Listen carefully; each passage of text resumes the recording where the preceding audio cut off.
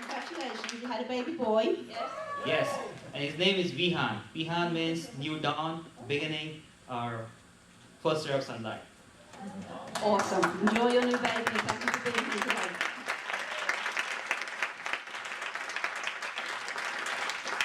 I also have one other announcement. I've been in Toastmasters 10 years now. When I first joined, there was a young man that I met, and he at the time was with his mum. He's a past district governor, Brian Pierce. Brian, I see him sitting there doing the timing, and it was brought back memories because that was what I did at my very first contest. Brian was the district governor from 1994 to 1995. And he's been out of the district for a little while due to ill health. And I think, this is your first conference in about 5 or 6 years now, Brian? 4 years. So I deeply, from the bottom of my heart, welcome back to the district. Please take time.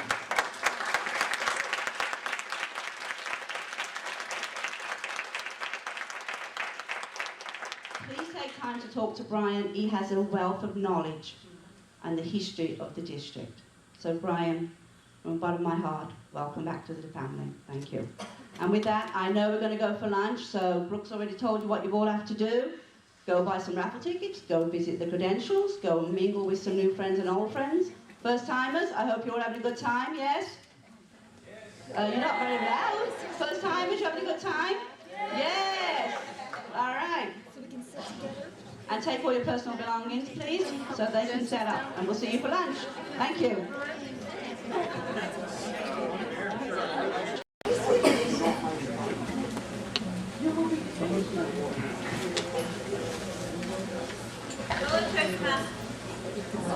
Fellow Toastmasters and honored guests, welcome to our international speech contest. One thing I have to say is that I missed out on a very lucrative opportunity today. I think I could have sold the opportunity to ring this bell because so many people have asked to do it. But I have been redeemed. Somebody left their room key in the women's bathroom. And if you would like it back, you can come to me with $50 and I'll Go to the front desk and get a new one. the women's bathroom?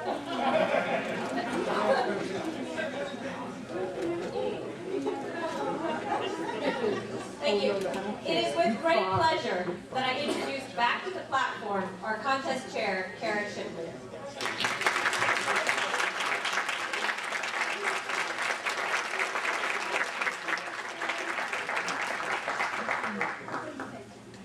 Are you ready for a great contest? Yes. So am I. It's with great pleasure that I get to chair today's International Speech Contest, where we get to decide the speaker who presents the best speech from District 18, representing the best from their divisions, representing the best from their areas, and from their clubs. We have 6 speakers lined up today, and there are no changes to the program, although I'd like to point out one misspelling, that there is an S missing from Miriam's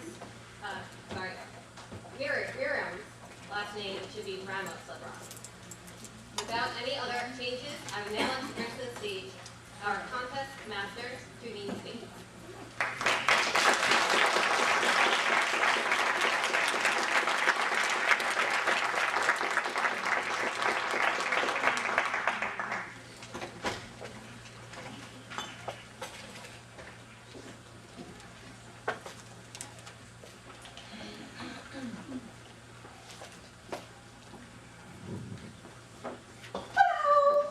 Hi everyone, hi my fellow Toastmasters and honored guests. We are on our way to a fantastic afternoon.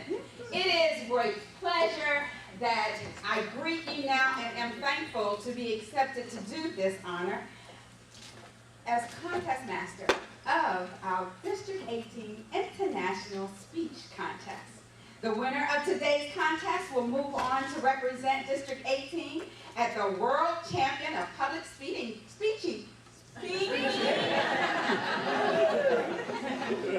contest to be held on August the 18th, 2012 at the Toastmasters International Convention in Orlando, Florida.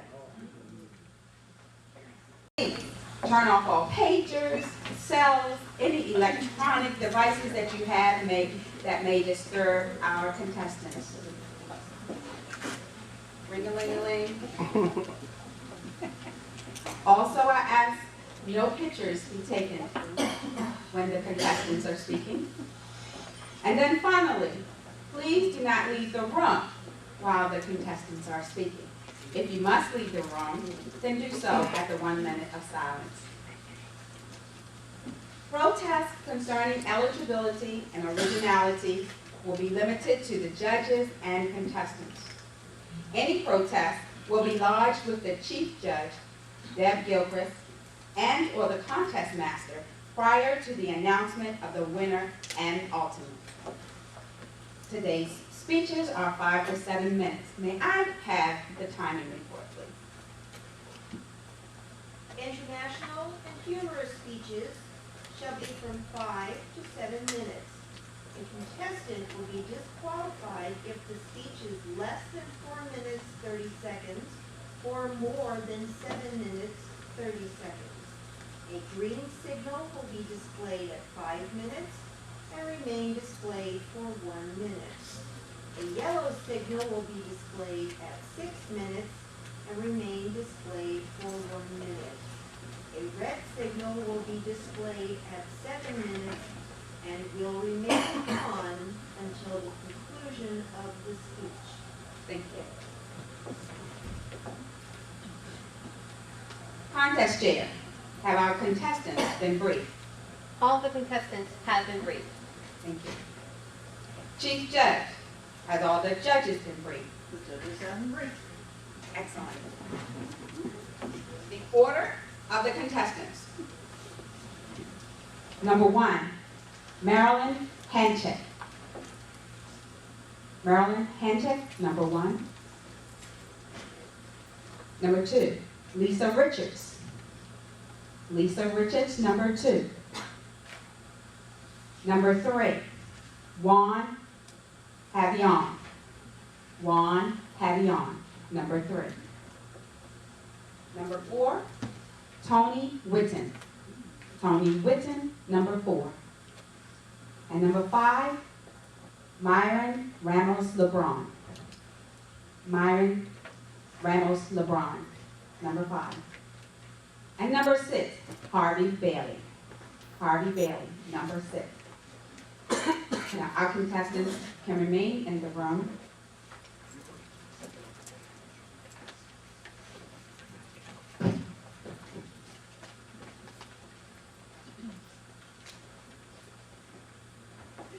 Do we need a repeat on the order?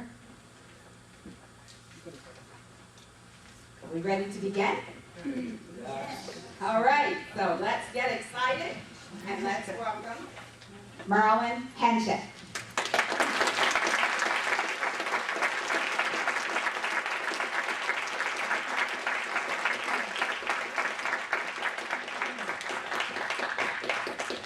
The Star-Spangled Banner. Marilyn Hanchek, the Star-Spangled Banner.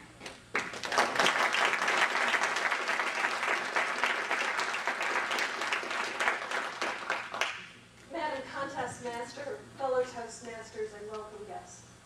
This year, United States will celebrate the 200th anniversary of one of the least known episodes in our nation's history, the War of 1812. Let's be honest, most of us don't know that much about it. So this afternoon, I want to invite you to take a step back in time with me and experience one of the most compelling moments from that war. The time is September 1814. We've been at war with England for 2 years, and it is not going well. In fact, things are so bad. 2 weeks ago, down in Washington, the British attacked. Our troops broke and ran, and 4,000 British soldiers marched right in, where they burned the Capitol, the White House, the Library of Congress, and the Navy Yard. But they weren't done yet. Oh no, there was something else the British wanted just as much as they wanted Washington. the most important deep water port in the young nation, the city of Baltimore. So they headed north, intent on cleaning out what they called that nest of pirates. So let's set the stage, shall we? Over here on the harbor, the city of Baltimore. Its citizens scared to death and doing everything they can think of to get ready for the attack that they know is coming. And a critical part of that defensive preparation is occurring right here at the entrance to Baltimore Harbor, Fort McHenry, because it's well understood that if the fort falls, the city falls. Then in the Chesapeake, standing out just beyond the range of the fort's guns, warships, the biggest, most powerful, terrifying warships on the planet, the British Navy. And then farther out in the bay, being held away by the British, at least temporarily, the non-combatants, the commercial and the private vessels. And on one of these ships, an up-and-coming young Maryland attorney named Francis Scott Key. A man who doesn't support the war, and who really doesn't have very strong political opinions. He has no idea that's all about to change. So the battle begins. The warships hurling huge bombs, what we would today would call shells, about the size of a child's playground ball, round, weighing almost 200 pounds each. Heavy metal on the outside, packed with explosives, being fired round after round at the fort, against the fort, inside the fort, and above the fort. Just imagine those bombs bursting in air and raining down red-hot, deadly shrapnel over and over and over again, until, as night started to fall, the city of Baltimore goes into a complete blackout. The only thing Francis Scott Key can tell for sure is that the fort must be fighting back. The sound of those guns was his only proof through that long night that our flag must still be there. And if things weren't bad enough at this point, in rolls a ferocious storm. Thunder, lightning, lashing wind, pouring rain. Those terrified people over there in Baltimore, watching from their windows, will remember for the rest of their lives the nightmarish sky of exploding bombs, giant cracks of lightning, and the rocket's red glare. Finally, as morning was breaking, and after 25 hours of relentless bombardment, the guns in Baltimore Harbor fell silent. Francis Scott Key rushes to the railing of his ship. What's happening? Can anyone see anything? What's going on? But of course, no one could see much. It was, after all, the dawn's early light. And then, as the sun started to come up over Baltimore Harbor, burning off the last traces of mist and fog from the storm, the last of the smoke from the battle clearing, there stood Fort McHenry, still, no standard above it whatsoever. That flag from the night before had been shot to ribbons in the battle.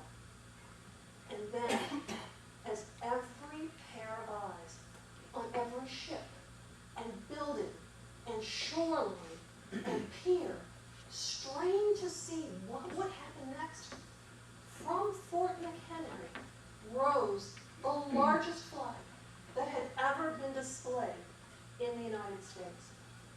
Not the British Union Jack, the stars and the stripes. Our flag was still there. Fort McHenry held. The city of Baltimore was spared. And the British, well, those warships withdrew. And out on his ship, Francis Scott Key was so overcome with what he had just experienced. He wanted to capture his thoughts and his emotions. He started jotting words and phrases on the back of a piece of paper, words that would eventually become a poem, published in the local papers, set to a popular tune, circulated as sheet music, and the rest, as they say, fellow Toastmasters, is history. going to remember the Battle of Baltimore this year and a number of other important events from that almost forgotten time between 1812 and 1815. And when we do, we will ask the exact same question that Francis Scott Key first asked almost 200 years ago. Oh, say, does that star-spangled banner still wave? Or the land of the free and the home of the brave? And we can say, you bet, Francis, you bet it does. And we are going to celebrate that fact this year and join in the bicentennial commemorative events of 2012. Fellow Toastmasters.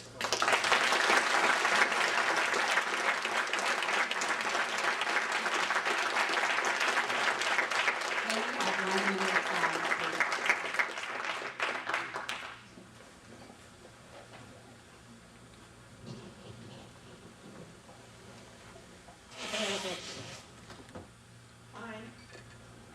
Liza Richards.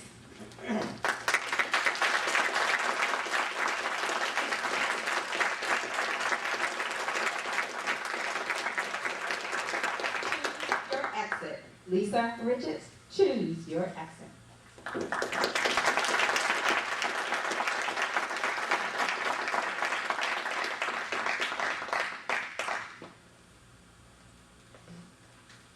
Have you noticed how many traffic circles have popped up lately?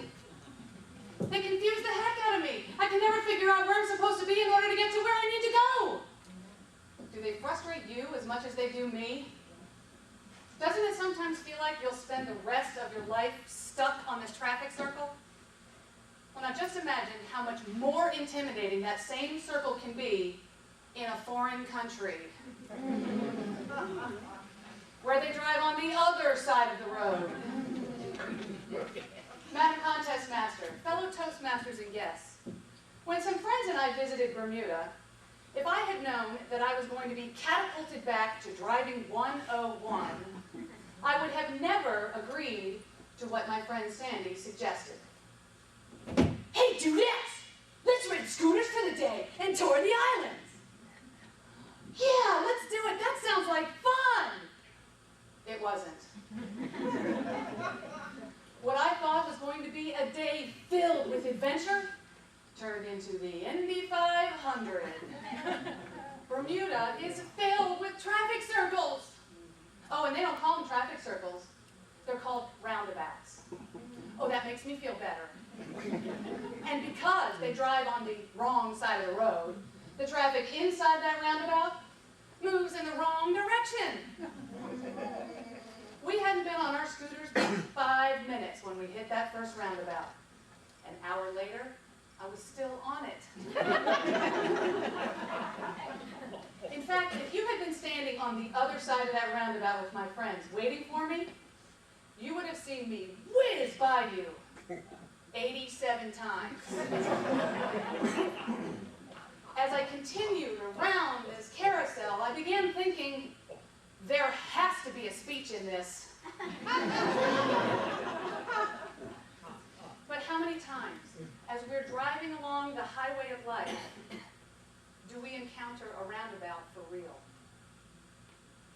So many choices, which exit to choose. And instead of making a decision, we just keep going. Until eventually we end up going nowhere, except in circles. In 1999, my life was on a roundabout so big, I didn't even realize I was on it. In fact, it took a traffic cop to get me going in the right direction. I had the seemingly perfect life, a wonderful family, an incredibly successful career that landed me in that corner office, baby. I had designer suits in my closet, and shoes to match, a designer car in my driveway, and I had just hired the perfect interior designer for my home. Life was good. Except I was on a circle. I didn't even know I needed to exit. December 12th of that same year, the traffic cop entered in. I was sitting in my office, finishing up the last of 7 proposals. For 6 months, I hit deadline after deadline after deadline. I was spending so much time in the office, the boss put in a kitchen and a shower. Not in the same room. Well, just after I hit send, my assistant Caitlin walked in. Lisa, I know you just finished that last proposal, and the son hasn't even gone to bed yet. But that 2-year-old little boy of yours will be soon. You better get on home. You're right. If I leave now, I might actually make it home in time to put Sean to bed. Can't remember the last time I did that. 6 months ago. I flew home, burst through the front door. Come here, Shawnee boy, give Mommy a big hug. He looked up at me with those baby blue eyes and his bouncy blonde hair and ran straight for the nanny. So she could go to bed. My own son didn't even want me. Was my hug no longer important? The dismissal in his eyes forced me to see that even though I may have been driving in the fast lane, I was stuck on the roundabout of prestige. So focused, chasing after money, power, and position, instead of even seeing the exit of what's really important, life and love. I knew in that moment I had to choose my exit and get off that roundabout. As much as it killed me to say goodbye to that corner office, I chose my exit and I got a new job with fewer hours. I chose my exit and I got a more affordable car. I chose my exit and, well, I took the shoes with me. The point is that today, not only does Sean adore me, but because I had a little extra time on my hands, so does his baby sister Gracie. All because I was willing to choose my exit and get off that roundabout. What about you? Is your life going in the direction that you want? If not, what's stopping you? What roundabout has you trapped? Are you stuck on the roundabout of a nowhere job? Choose your exit and get a new one. Are you stuck on the roundabout of a nowhere relationship? Choose your exit and bring your partner with you. Thought I'd say get a new one, didn't you?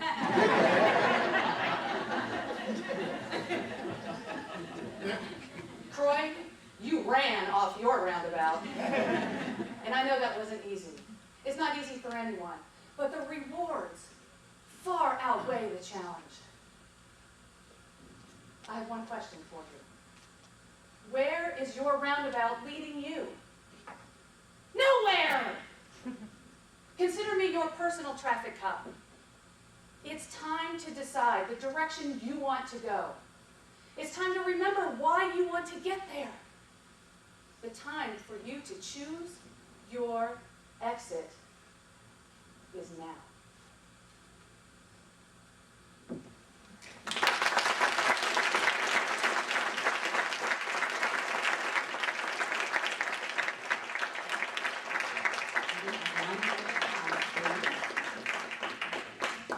Patty on.